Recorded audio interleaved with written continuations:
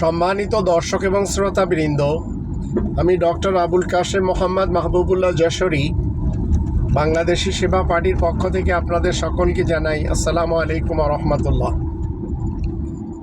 আমাদের এই ছোট্ট বাংলাদেশ, এখানে আল্লাহদ্রোহী লোকদেরই সংখ্যা বেশি,